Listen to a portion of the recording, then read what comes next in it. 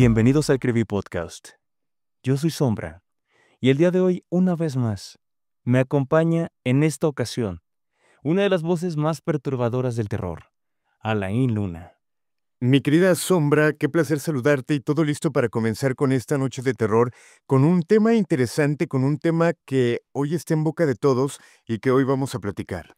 Así es, Alain. De hecho, muchas personas crecieron con lo que vamos a hablar el día de hoy.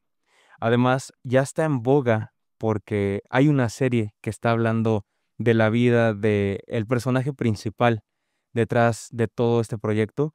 Hablo nada más y nada menos que de Chespirito y el mundo del Chavo del Ocho, el Chapulín Colorado y todo aquello que haya hecho Roberto Gómez Bolaños. Exactamente, que se estrena los días jueves, creo que apenas van 2 episodios, quizá mucha gente por el morbo ya empezó a verla. Yo la estoy viendo, me parece una serie interesante, llega a ser un tanto confusa por esa transición de tiempos, pero la verdad es que la información que en estos 2 episodios se ha revelado es fuerte, y con toques que llegan a ser un tanto dramáticos para la gente que le gusta el morbo, el chisme. Creo que sí está dando mucho de qué hablar. Que creo que es apenas 2 episodios. Ajá, De hecho, el día de hoy se estrena el tercer episodio de la noche. exactamente. Y ya con 2 episodios, tanto Florinda Mesa como Juan Carlos Villagrán ya han hablado sobre la serie, pero a mal, ¿eh? O sea, Ajá. están diciendo que están desinformando, que están poniendo la imagen de doña Florinda y de ella misma como muy mal, como que están haciendo mofa de su imagen.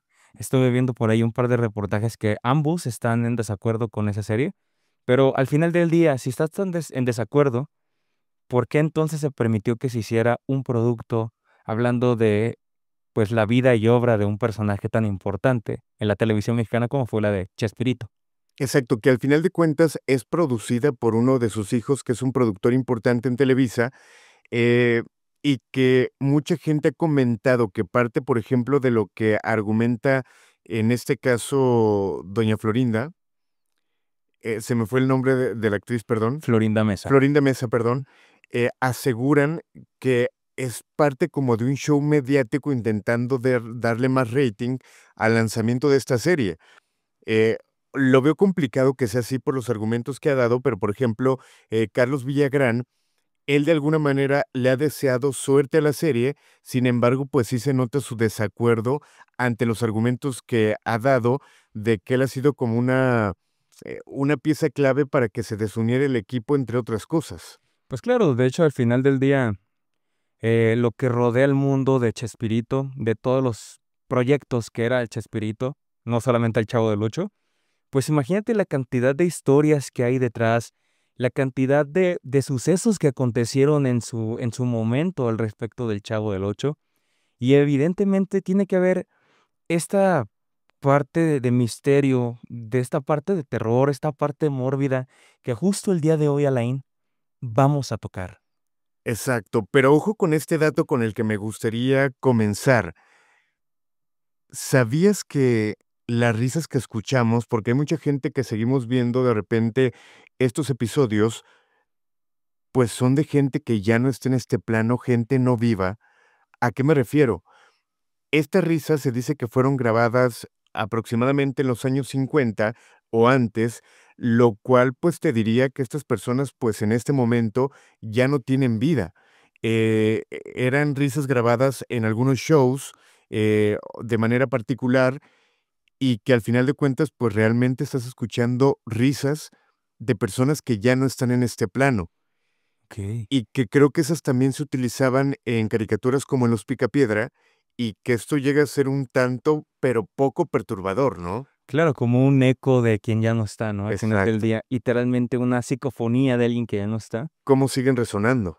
Claro, sí, no sé si te ha pasado o la gente le ha pasado justo que ves un video, justo ves una grabación de algún familiar ya fallecido Ujú. y resuena en ti sabiendo que ya no está, pero en ese momento quedó capturado, ¿no?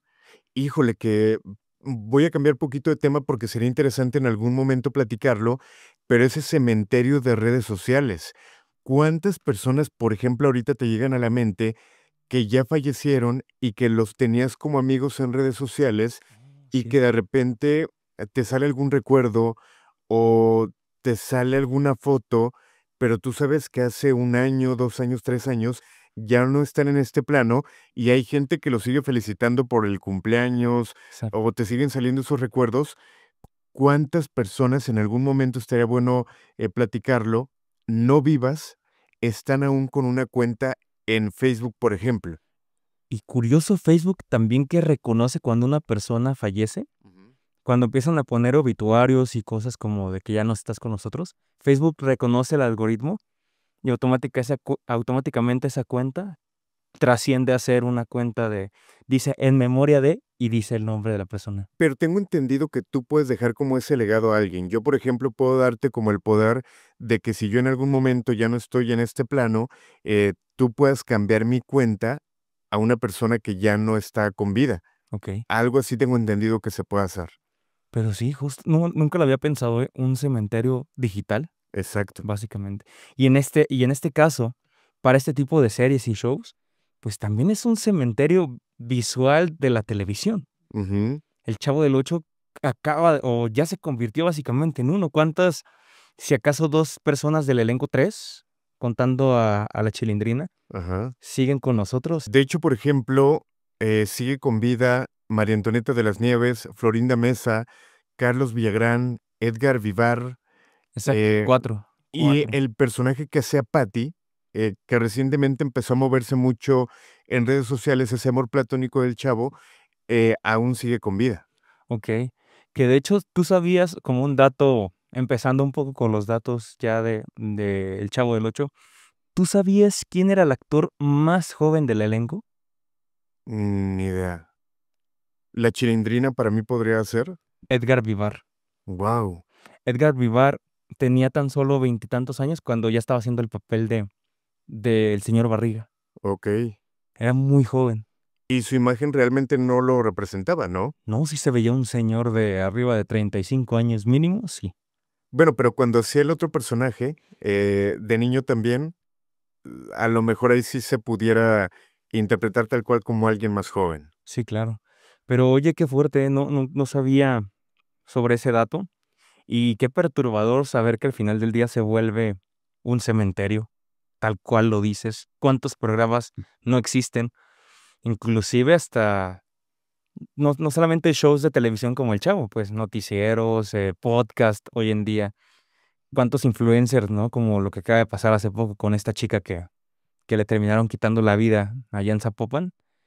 O sea, claro que te pone a reflexionar muchísimo. Pero adentrándonos un poco en esto de los programas, ¿tú no recuerdas algo del Chavo del Ocho extraño para ti, Alain, que estuvieras viendo en su momento y que te brincara muchísimo, que se te hiciera perturbador? Yo realmente tengo momentos buenos porque yo creo que a los 8 años aproximadamente esa edad, poco más, poco menos, siempre era ver El Chavo del Ocho con mis papás, era sentarnos a verlo, pero sí recuerdo, y no me dejará mentir la gente que esté viendo este episodio, que los episodios que tenían que ver con algo de terror realmente eran perturbadores para chavos, por ejemplo, de mi edad de 8 años, ver a la Chilindrina con una máscara larga, la oscuridad, todo lo que pasaba en ese entorno, realmente para nuestra edad, sí era algo fuerte, era algo que a lo mejor no podíamos digerir y que sí nos causaba pesadillas, ¿no? Pues de hecho había capítulos muy turbios, digo, para hacer un programa infantil, como esta me acuerdo mucho, dos episodios o tres, que a mí me brincaron muchísimo. Y yo como niño, claro que me traumé, o sea, el primero, obviamente, que es el de los últimos donde sale todo el elenco, que es la fiesta en Acapulco, Ujú. ¿no? Que se van, que el chavo era el único que se iba a quedar. Yo decía, oye, es el único huérfano. Todo el mundo hizo su plan y claro, en ningún plan estuvo el chavo y tuvo mucho corazón el señor Barriga para llevárselo en lugar de llevarse a Ñoño, que estaba en unas vacaciones, algo así. Pero está muy fuerte ese episodio porque ves ese sentimiento de un niño huérfano donde ve que todo el mundo con su familia se va de vacaciones y él no va. Él no tiene quien lo lleve. Él no conoce la playa. Y que esto lleva a otras teorías que ahorita vamos a platicar. Hay que recordar que El Chavo del Ocho se comienza a producir y sale a televisión, si no me equivoco, en el año de 1971 hasta el año de 1980. Posteriormente tiene otro aire, pudiéramos llamarle, que termina en el año 1992, pero era más como sketch que salían dentro del programa de Chespirito, Ok. donde habían este tipo de cuestiones. Sin embargo, esto se convirtió en un icono de la televisión hispana y que fue doblado en diferentes idiomas y que fue replicado los personajes, si no me equivoco, en Brasil, Chávez. que era raro verlos y que obviamente uno teniendo esta referencia no es digerible, Sí, claro. pero que intentó ser replicado debido al éxito, que hasta el día de hoy en plataformas se sigue reproduciendo, hay lugares donde se sigue proyectando y que en algún momento se había retirado todo el material, por ejemplo, de diferentes plataformas, porque no había una negociación clara hasta que se llega a este trato, se vuelve a subir a una plataforma de contenido, a YouTube, pero se ve retirado mucho contenido, si no es que todo técnicamente. Pues imagínate qué tanto impacto tuvo que tener el Chavo del Ocho al grado que es referente hoy en día para los mexicanos. O sea, uno como mexicano normaliza al Chavo y no lo tomamos como referencia, pero un argentino, un colombiano, alguien que viene de Europa, le dices, I'm from Mexico. Y te dicen, oh, Chavo del Ocho. Ujú. Esa es la referencia. Y vas, por ejemplo, a partidos importantes o a cosas importantes a nivel mundial y te das cuenta que hay un mexicano porque tiene el sombrero charro o no falta, siempre toca ver una persona que tenga el icónico gorro de El Chavo, ¿no? Que O también el es que muy va común ver. vestido del Chapulín Colorado. O de Kiko también, que al final de cuentas fue uno de los personajes. Creo que todos fueron importantes, aunque haya gente que diga, es que el central era Don Ramón, es que la Chilindrina, es que a partir del Chavo se da todo, pero yo creo que cada personaje le daba un tinte y el que fuera desapareciendo de manera, ¿cómo podemos llamarle? Progresiva, Ujú. cada uno de ellos sí fue perdiendo como la fuerza. Siguió siendo el Chavo del Ocho, pero ya no como con la fuerza cuando conocíamos a todos los personajes. Claro. De hecho, yo creo que muchos de nosotros crecimos viendo al Chavo, pero teniendo un personaje favorito, ¿no? Digo, en mi caso, el mío era Don Ramón. Para mí, Don Ramón le daba todo el sentido al Chavo del Ocho. Ujú. Y ese carácter rudo, ese carácter de estoy enojado, pero al final del día soy noble, creo que se me hacía un personaje muy completo. Filosóficamente, psicológicamente, se me hacía un desarrollo de personaje muy bueno. Totalmente. Sí, digo, creo que sí, cada uno tenía bien estipulado cuál era su estilo, cuál era, ahora sí que su papel dentro de esta vecindad, ¿no? Así es, Alain. Pues, ¿qué te parece si vamos comenzando con este iceberg de historias perturbadoras del mundo de Chespirito? Porque no todo es color de rosa en El Chavo del Ocho, a pesar de haber sido una serie icónica y que sigue siendo un referente para el mexicano, también es uno de los contextos, tanto en la televisión mexicana como en el mundo de los actores y actrices, más fuertes e impactantes de los años 70 y 80. ¿Te parece si comenzamos? Me parece perfecto. Tú en El Chavo del Ocho, Alain, veías risa, pero en el fondo existían muchas veces traiciones, celos y control a través del poder mediático. Ujú. Te voy a platicar el nivel 1 de este iceberg perturbador. Eh, Hago una pausa para entenderte. El nivel uno es de lo más leve y vamos a ir bajando a lo Exacto. más delicado. Tal cual un iceberg. Vemos la puntita ahorita, pero vamos a ir bajando. Cada nivel tiene ciertos puntos que vamos a tocar, pero cada nivel se va haciendo más perturbador. Perfecto. Nivel 1. Lo que todos conocen. Aquí empieza el descenso, donde la comedia se disfraza de tragedia. Carlos Villagrán contra Chespirito. Detrás de la eterna sonrisa de Kiko había un resentimiento real. Villagrán fue expulsado del universo de Chespirito por exigir control sobre su personaje. Lo que parecía como un desacuerdo profesional se convirtió en guerra personal. Dicen que durante años ni se mencionaban sus nombres en el mismo set. Número 2. La Chilindrina demandó a Televisa.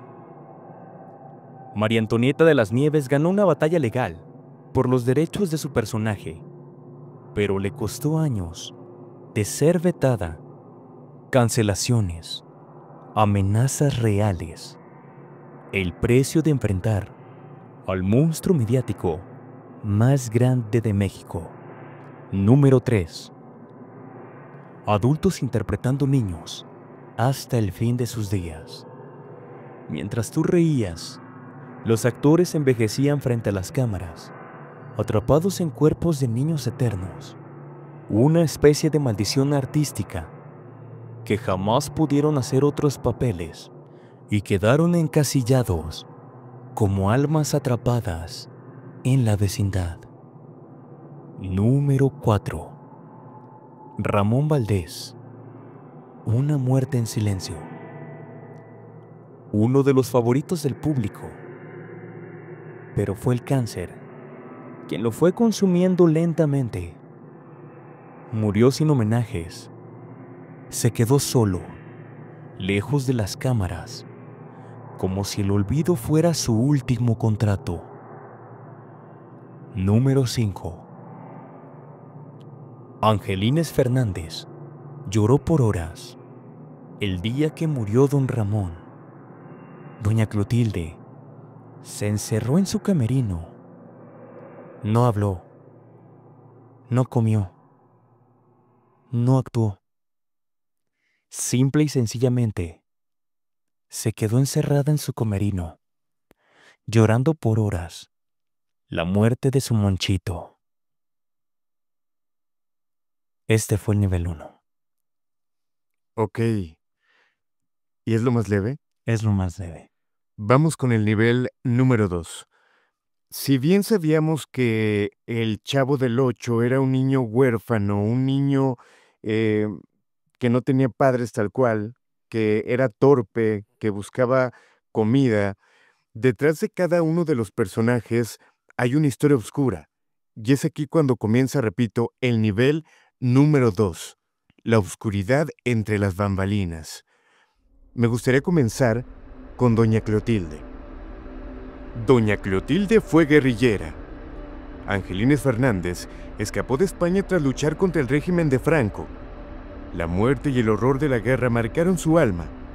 Nadie se imagina que esa dulce bruja del 71 había empuñado un arma real y huido bajo amenaza de ejecución. La maldición del elenco. Una por una, las vidas de los actores se apagaron con dolor, pobreza, enfermedades, olvidos, ruina. Casi todos murieron fuera de la gloria, como si cargar con los personajes hubiera sido un pacto, uno que terminó cobrándose. Don Ramón y su adicción al tabaco.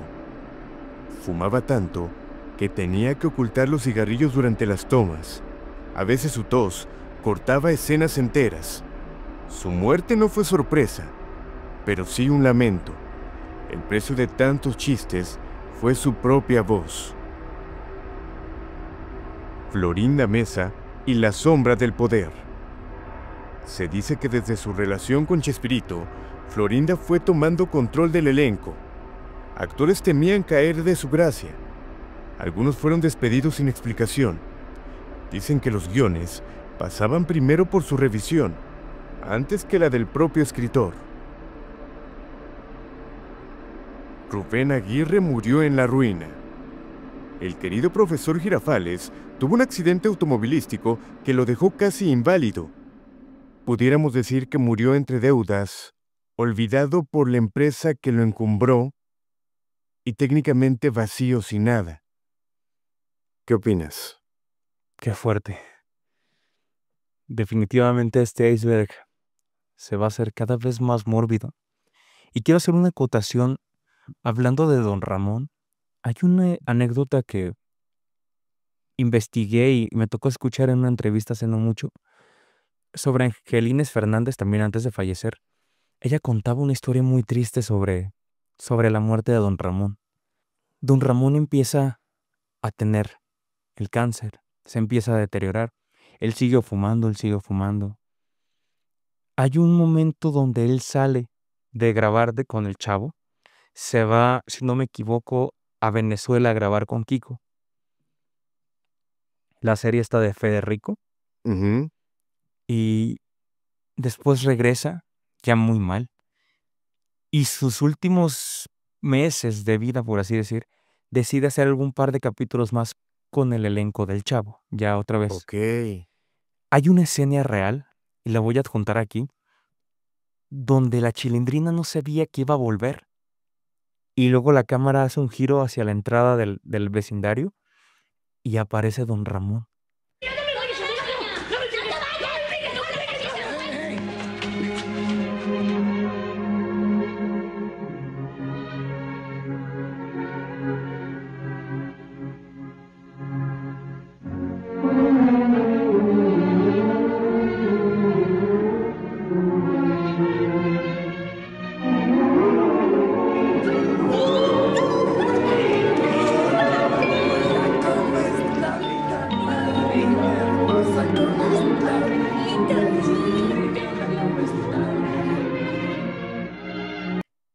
El gesto de emoción y el llanto de la Chilindrina No. es genuino.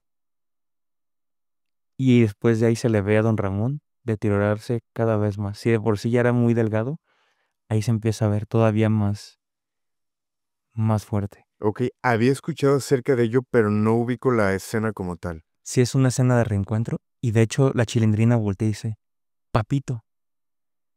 Pero Wow. es genuino porque ella no sabía en el set que iba a volver su papá.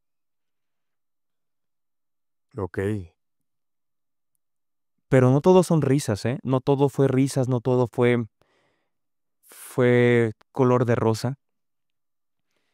Porque en este nivel 3 del iceberg, te voy a platicar, cuando el poder se apodera de las personas y todo se tergiversa, algo que pudo ser un proyecto bueno tanto fuera como dentro, termina siendo una pesadilla para muchos involucrados. Con Chespirito. Roberto Gómez Bolaños controlaba todo. No se movía un guión, no se grababa un chiste, no se contrataba un actor sin su visto bueno. Un control absoluto. Algunos decían que estar bajo su mando era vivir una dictadura de risas forzadas. La doble cara de Florinda Mesa. Ante el público era la dulce Florinda o doña Florinda. Pero en los pasillos, muchos le tenían miedo. Se decía que tenía listas negras, que influía en los castings, que ni siquiera los técnicos se atrevían a mirarla a los ojos si estaba ella de mal humor. La salida de don Ramón fue forzada. Oficialmente fue por motivos personales. Extraoficialmente, lo empujaron. Lo llevaron a serios desacuerdos salariales, tensiones con la producción, con el mismo Roberto Gómez Bolaños y con Florinda. Dicen que se fue de la producción con el alma rota. La comedia basada en la miseria infantil. El Chavo del Ocho era un niño huérfano, hambriento, abandonado. Todos lo convertimos en un meme. Pero su tragedia diaria era el plato fuerte de cada capítulo. Tal vez nos reíamos de lo que nunca debió hacernos gracia. Se dice que Roberto Gómez Bolaños metía mucho a la religión. De cierta manera, lo habría hecho para que todos se hicieran de la religión católica?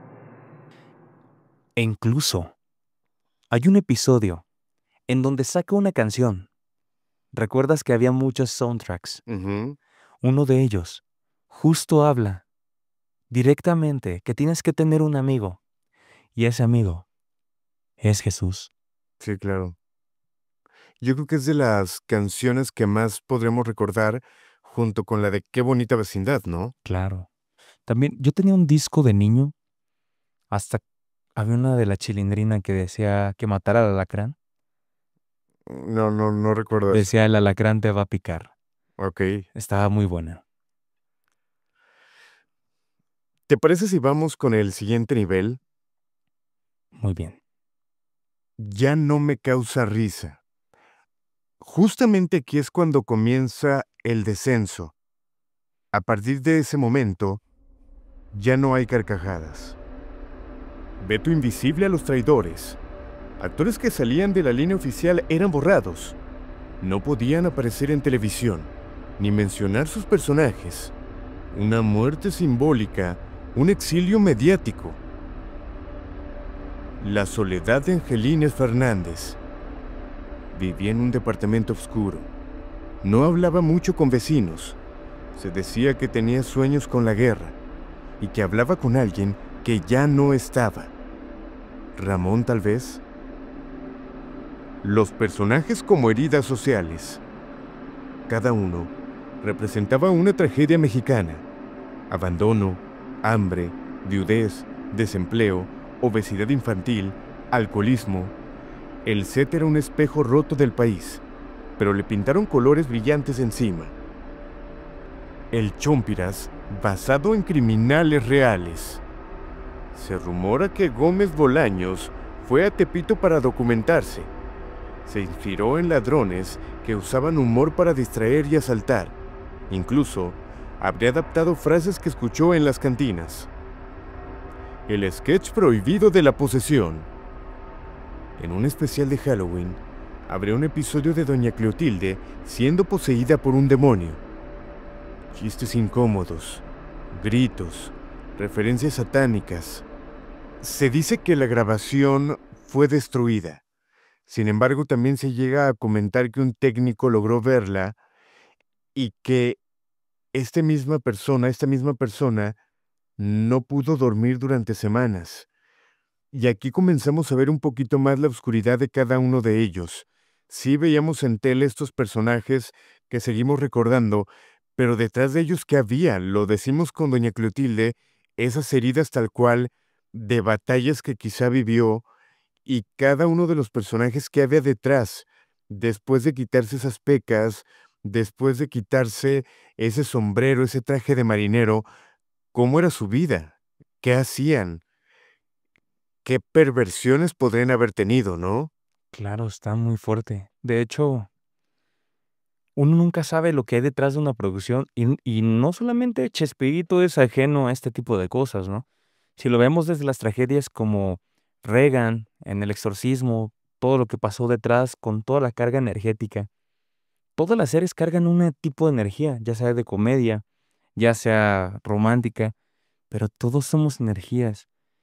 En las novelas, en las series, cuando hay situaciones de impacto, evidentemente estás moviendo cosas que al final del día no sabes si permanecen todavía en el set. Creo que nos lo acaban de decir hace poco, incluso aquí donde grabamos. ¿Cuántas personas no han venido y toda la energía que se queda y lo que puede llegar a provocar para la gente que no cuida su espíritu, por así decirlo? Totalmente. Fíjate que hace rato decías algo interesante de cuando Kiko, Carlos Villagrán, se va a otro país a realizar su propio proyecto, tal cual se habla de que Roberto Gómez Bolaños le dijo, ok, puedes seguir trabajando, sigue trabajando, pero ya no puedes utilizar el nombre y el personaje de Kiko, porque ese es mío. Y hay un video interesante donde un reportero le pregunta de quién es creación este personaje y él tal cual teniendo a Gómez Bolaños a un lado dice, él es el genio. Pero también Es que hay varias cosas importantes y eso la gente opinará. Decía Kiko o Carlos Villagrán, bueno, pues es que el inflar los cachetes son míos. Si acaso serían de Dios porque Dios me los dio.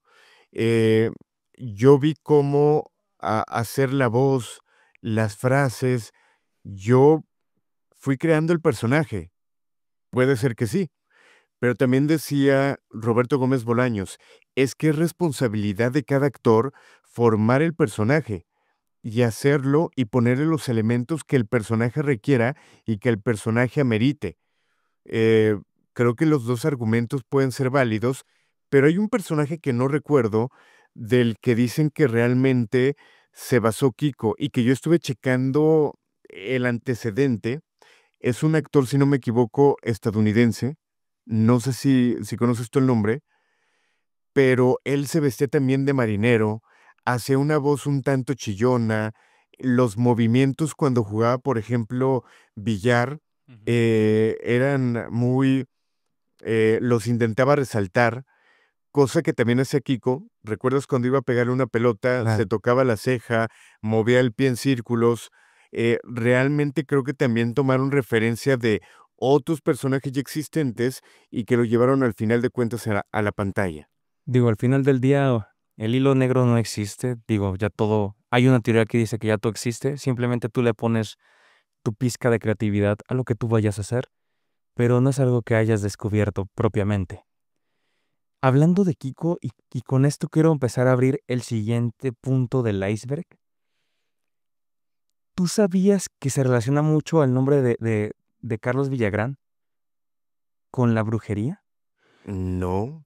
Carlos Villagrán siempre traía una medalla eh, colgada en el pecho, y hay teorías donde hablan que tiene ciertas iniciales y tiene una frase en latín, si no me equivoco. Algo como cuídame de los malos pensamientos o las malas energías. El punto es que esa medalla tiene como ciertas iniciales. La gente que se ha metido a estudiar este punto o esta teoría se dio cuenta que son las iniciales en orden de los actores del Chavo del Ocho conforme fueron perdiendo la vida. Y dicen que esta medalla lo protege a él de todo lo que Roberto Gómez Bolaños le quiso hacer en su momento para desprestigiarlo como Kiko. Ok. Que justo hablando de brujería, se habla de un montón de simbolismos que van casados a elementos que había en la vecindad y en los personajes.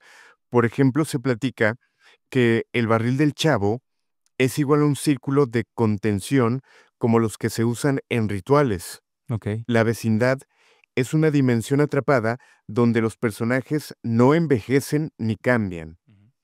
El Chapulín Colorado es una parodia de El Ángel Guardián, pero burlado, como si fuese un protector ineficaz. Ok. El número 8 es asociado con el infinito o el karma en varias culturas. Es un número simbólico que aparece constantemente. Que ojo, mucha gente dice que se llama el Chavo del 8 porque vivía en el departamento número 8, pero que nunca salió. Hay gente que dice que el Chavo del 8 vivía en su barril, que es lo que todos de alguna manera conocemos, y lo hemos visto en memes, que se dice que realmente, eh, esto suena raro, que el Chavo del 8 era hijo realmente del señor Barriga. Ok.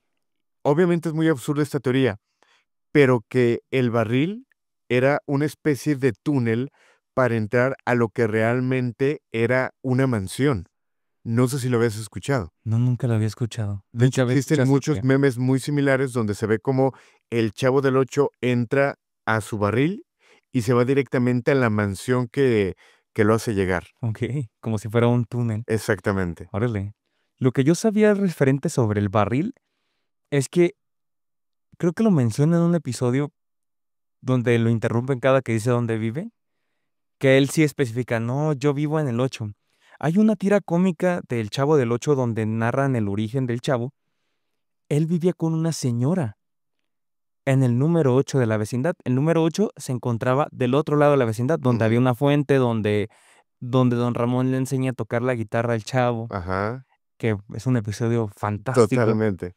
eh, Él vivía en esa zona, pero siempre estaba en el barril porque era su zona segura, porque el barril era donde él imaginaba que podía comer, donde él imaginaba que tenía familia, donde él imaginaba las cosas más lindas. Por eso cada que le hablaban desde el barril, él salía molesto.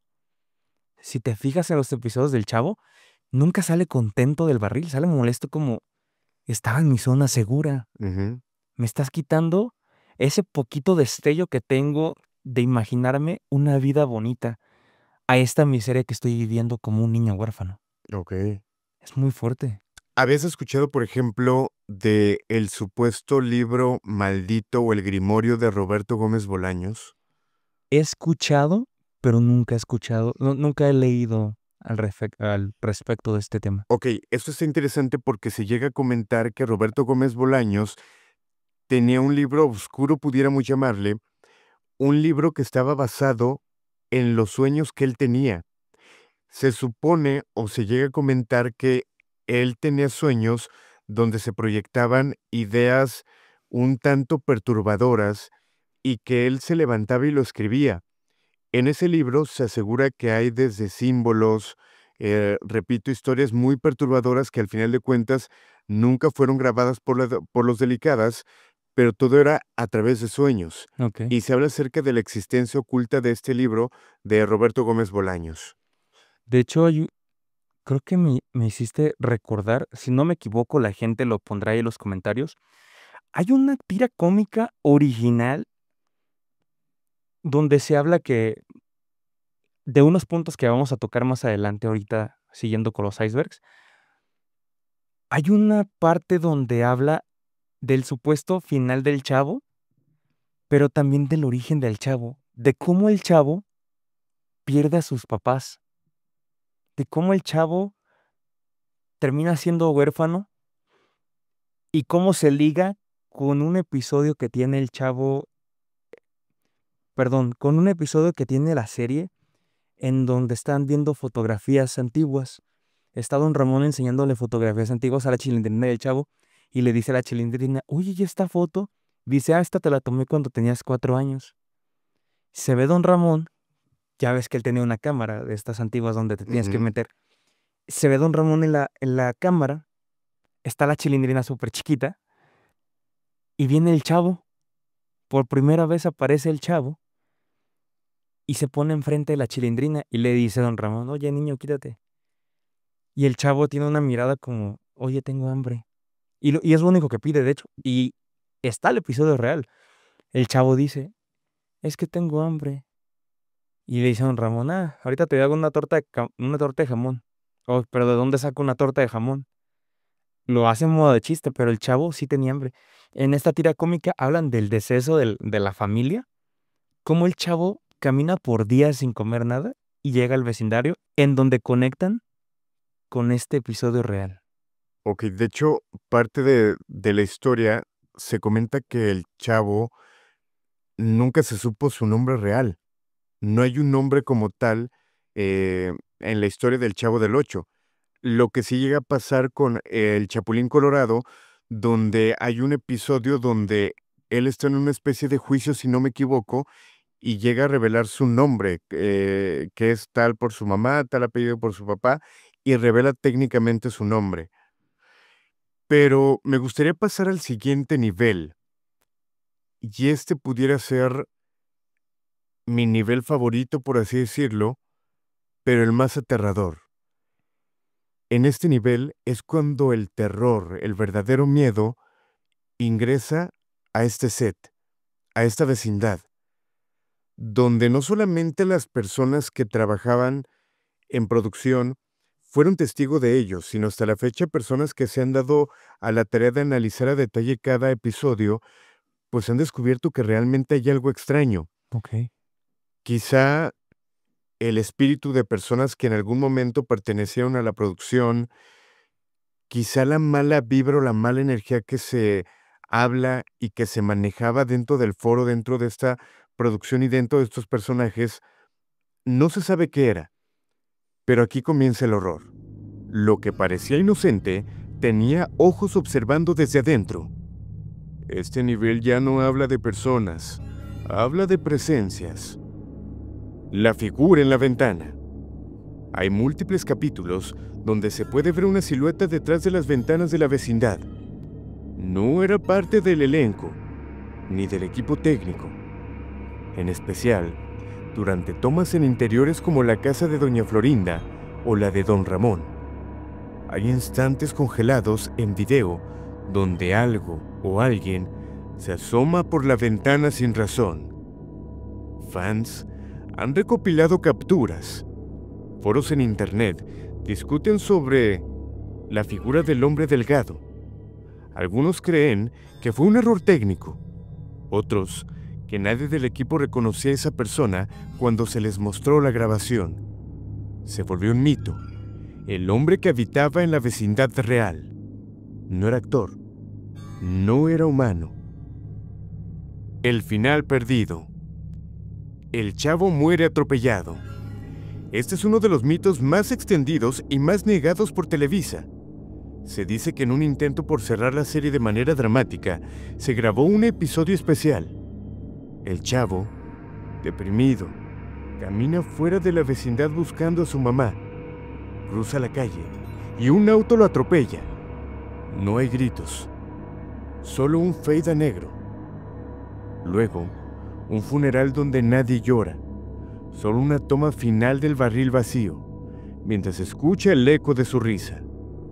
El episodio fue supuestamente prohibido de inmediato.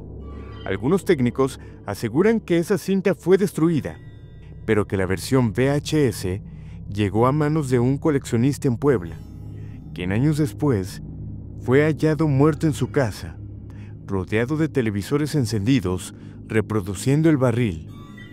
Todo esto en un bucle. ¡Qué fuerte! Y justo recordaba lo que se llega a platicar, por ejemplo, de Mickey Mouse, que hay episodios que fueron eliminados, y yo creo que hay varias caricaturas que cuentan con este tipo de leyendas, pero no quiero pensar lo perturbador que puede ser haber visto este episodio, si es que realmente existe, ¿no? Sí, esto es a lo que le llaman Lost Media, ¿no? Todo este archivo perdido que se cuenta que alguna vez fue visto. También me recordó mucho a que fue una creepypasta al final del día, pero hablaba de un episodio perturbador de Bob Esponja, de Calamardo, que termina quitándose la vida por una situación extrañísima y forman parte de esta cultura, de esta contracultura más bien oscura de las series, en este caso El Chavo del Ocho. Fíjate, perdón que saque esto a tema, pero hablando de estos archivos perdidos, y me gustaría hacer un llamado, aproximadamente en el 2019, en Guadalajara, durante un evento en la estación de radio que trabajaba, perdón, no sé si tiré, perdí o me robaron un disco duro donde tenía varias investigaciones muy fuertes, incluso un exorcismo, una posesión real del equipo del Grito de la Llorona, y obviamente nunca fue regresado. Quiero pensar que el material pudiera estar, quiero pensar que eh, si la persona que lo encontró abrió el material o abrió el disco, los archivos, se dio cuenta de lo que existía, quizá todavía puede estar por ahí. Sería interesante que en algún momento apareciera incluso dar alguna recompensa si este disco duro llegara a aparecer. No lo había platicado. Justo ahorita que lo hablamos, recordé esto. Fue en Guadalajara, en un lugar ubicado cerca de Ávila Camacho. Estaría interesante que apareciera Oye, sí. y pronto platicar acerca de ello. O sea que El Grito de la Llorona tal cual tiene un Lost Media. Exactamente. Oye, qué Y interesante. no lo había pensado hasta ahorita que lo comentas. Qué interesante. Yo creo que en este tipo de situaciones, como dentro de la vida de Roberto Gómez Bolaños y la gente que giraba alrededor de él, hay cosas que nunca te contaron. Aquí no hay risas, solo hay momentos de tensión secretos y mucha vergüenza. Te voy a platicar el siguiente nivel, el penúltimo, pero muy, muy perturbador. Testimonios de maltrato. Algunos técnicos han contado que Chespirito humillaba a actores menores e incluso a extras. Quería perfección, gritaba, reescribía escenas solo para quitarle las líneas a quienes las desangraban. Los diarios ocultos de María Antonieta. Se dice que la Chilindrina escribió años de abusos, rechazos y decisiones oscuras dentro de Televisa. Los tiene guardados, no los publica, porque ella misma dice que no está lista para destruir infancias.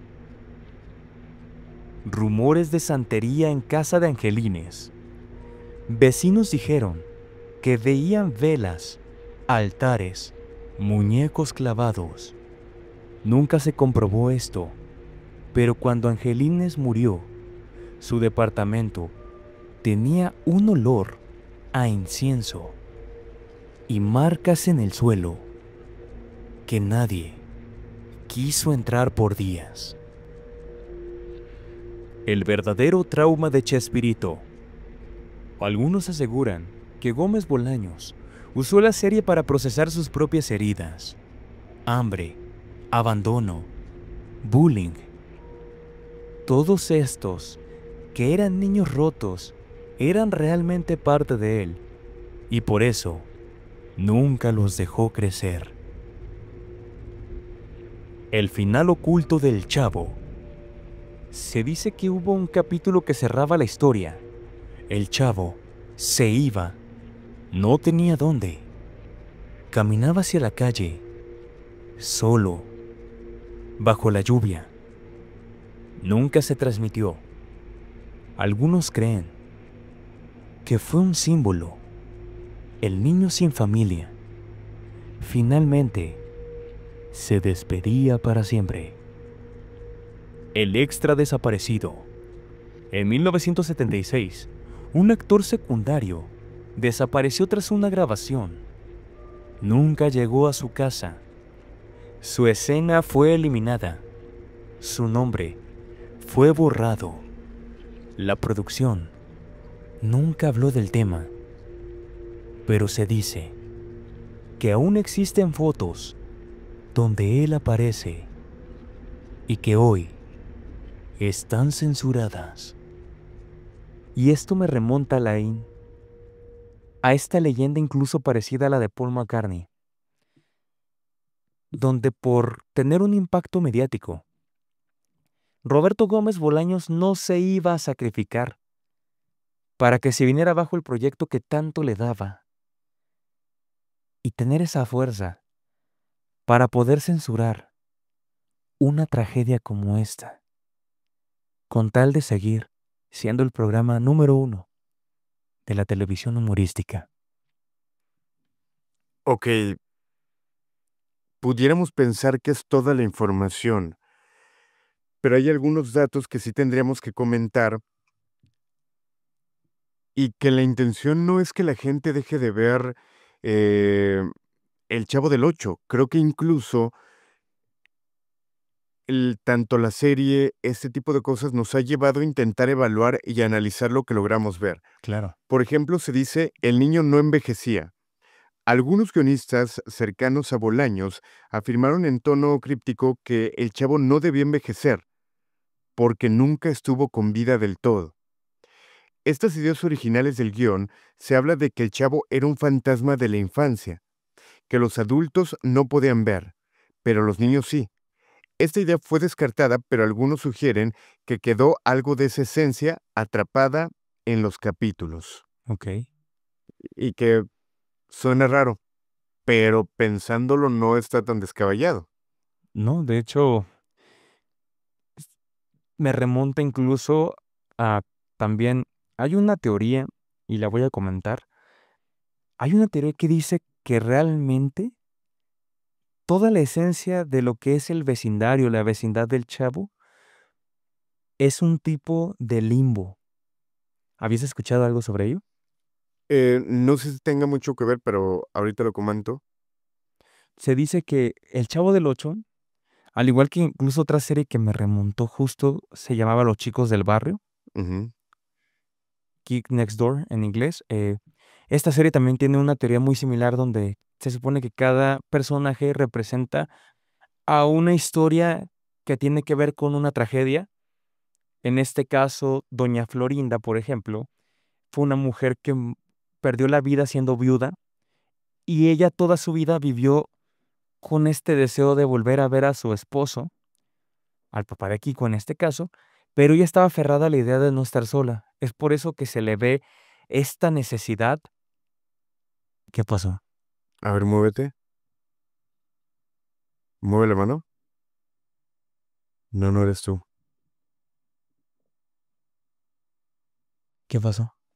Algo había atrás de ti y se veía como una sombra tal cual. Por eso quería ver si era movimiento que lo pudiera... Ok, ¿Se ve en esta cámara? no lo sé. No creo. Pero bueno. Ok.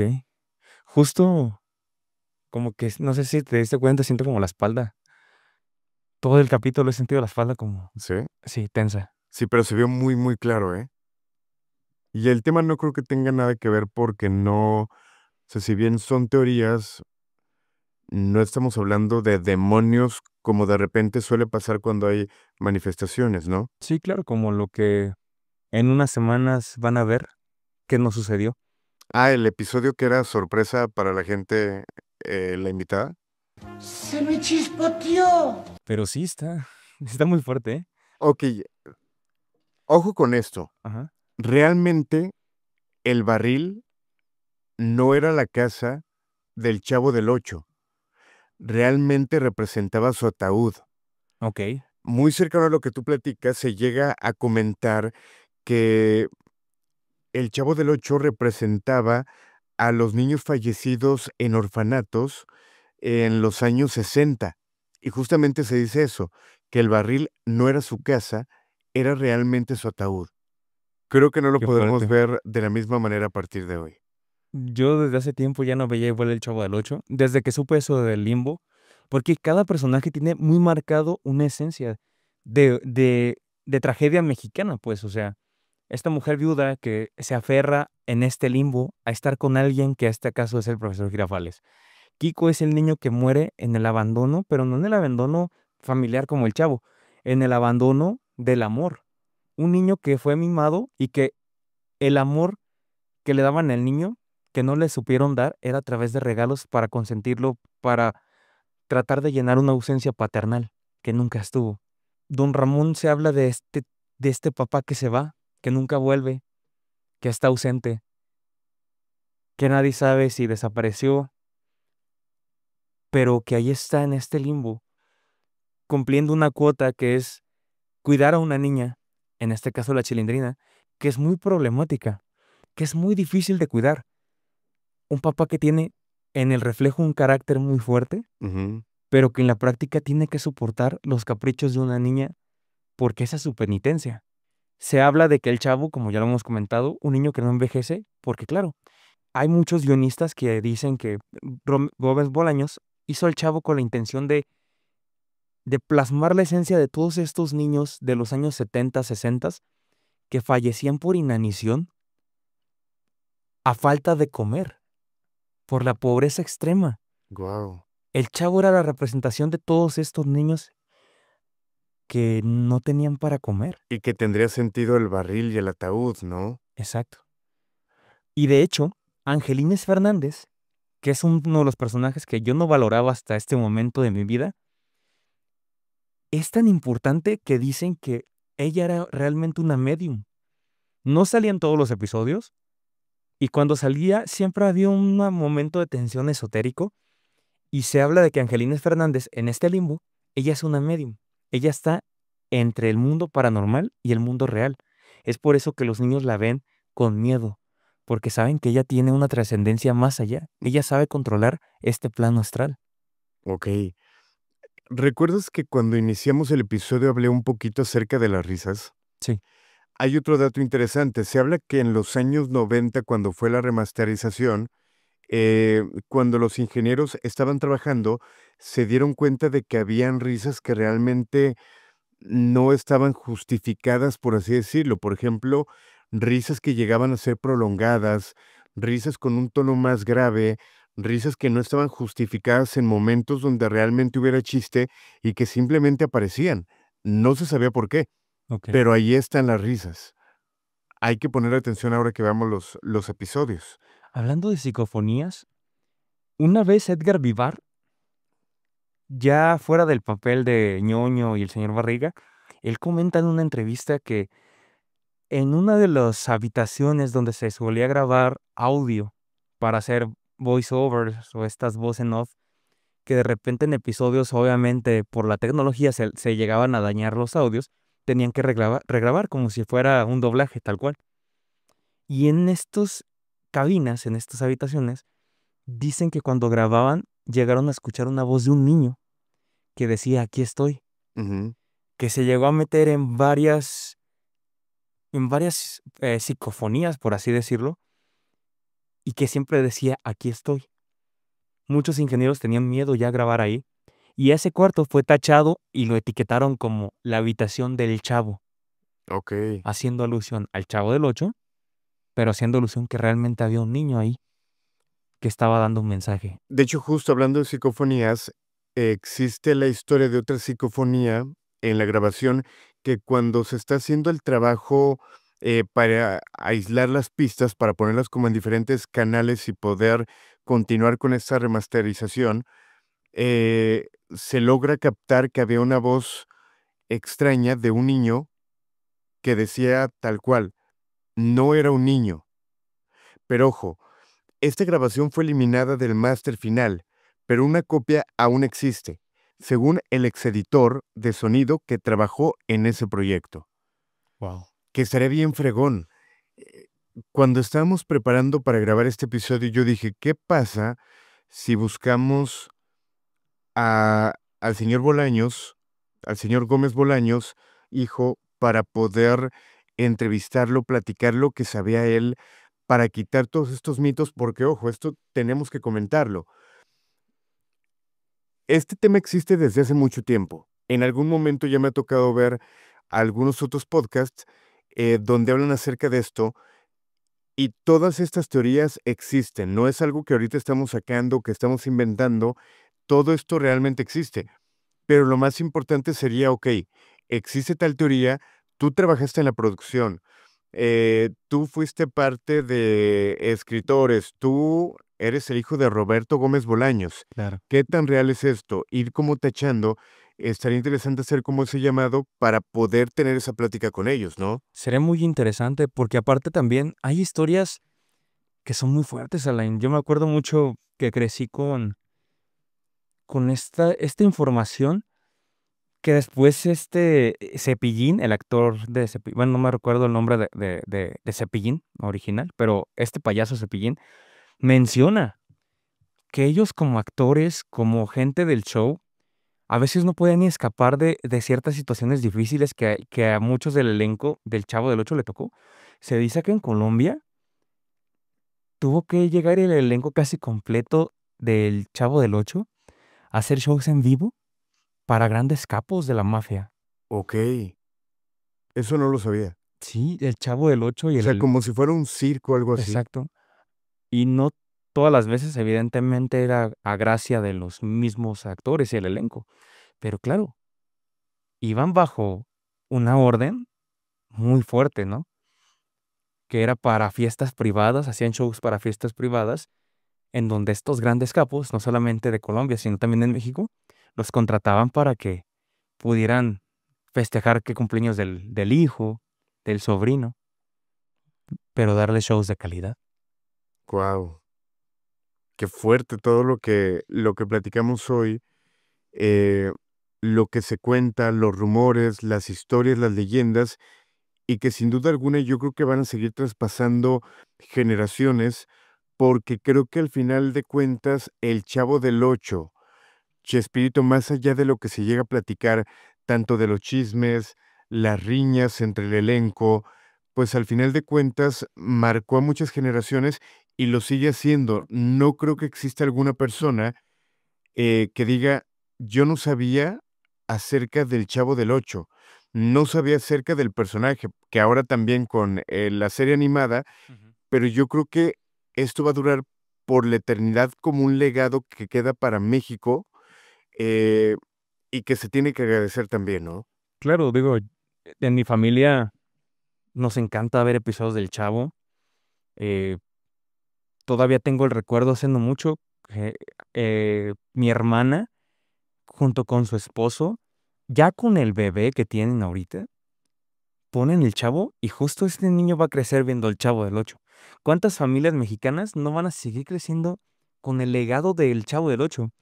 Y como dato curioso o extraño, ¿tú sabías que el Chavo del Ocho no tiene tantos capítulos como se Pero los pensaría? volvíamos a ver, ¿no? Ujú. Son realmente muy poquitos capítulos del Chavo del Ocho.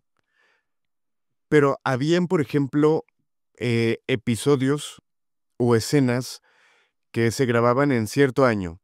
Años después volvían a grabar esa misma escena, a lo mejor los mismos actores, pero era la misma escena y se Ah, volvía claro, a grabar, ¿no? replicaban el Exacto. chiste. Sí, pero si se ponen a contar todos los capítulos del Chavo, se dan cuenta que no sobrepasan 200 capítulos, si no me equivoco. O sea, realmente son muy pocos. Pero qué tan impactante fue esta serie, y sigue siendo esta serie tan trascendental, que hoy en día, para muchos mexicanos y muchos latinoamericanos, e incluso gente brasileña, europea, ver el Chavo del Ocho es casi religioso. Es muy fuerte todo este legado, Alain. O sea, si te pones a reflexionar, esto va a seguir generación tras generación. Pero ya para cerrar este gran capítulo, quiero agradecerte por haberme acompañado. Gracias por aceptar una vez más la invitación. A la gente le fascina que estés en este canal. Todos sabemos que evidentemente el Grito de la Llorona y el Creepy Podcast son canales hermanos, son bajo la misma producción. Y siempre es muy chido ver este cameo de Alain Luna junto con Sombra en este canal. Y hoy no tenía que ser una excepción porque hoy estábamos hablando de un episodio especial por una serie que está haciendo mucho revuelo, que es una serie que como mexicanos estamos muy marcados por el Chavo del Ocho. Muchas gracias, Alain. Un placer como siempre. ¿Y recuerdas El perro arrepentido? Claro. Me quiero despedir con esto. El perro maldito regresó, pero ya no era un perro. Su sombra llegaba primero, más larga que su cuerpo, arrastrándose por las paredes, como una lengua negra. Traía el rabo entre las piernas, pero no por miedo, sino porque lo habían arrancado los niños sin rostro del otro lado del espejo. Tenía el hocico partido, pero no por culpa de un castigo, sino porque trató de gritar tanto, trató de gritar en el infierno, y allá no se permite el ruido. En sus ojos no había alma, ni luz, ni vida, solo un reflejo distorsionado de quien lo mirara, como si el perro te estuviera recordando antes de nacer. Buenas noches. Dicen que si repites esto 3 veces, se te aparece el espíritu de Roberto Gómez Molaños. Mi nombre es Sombra y nos escuchamos en una siguiente emisión, la próxima semana. Buenas noches. El archivo negro ha sido abierto.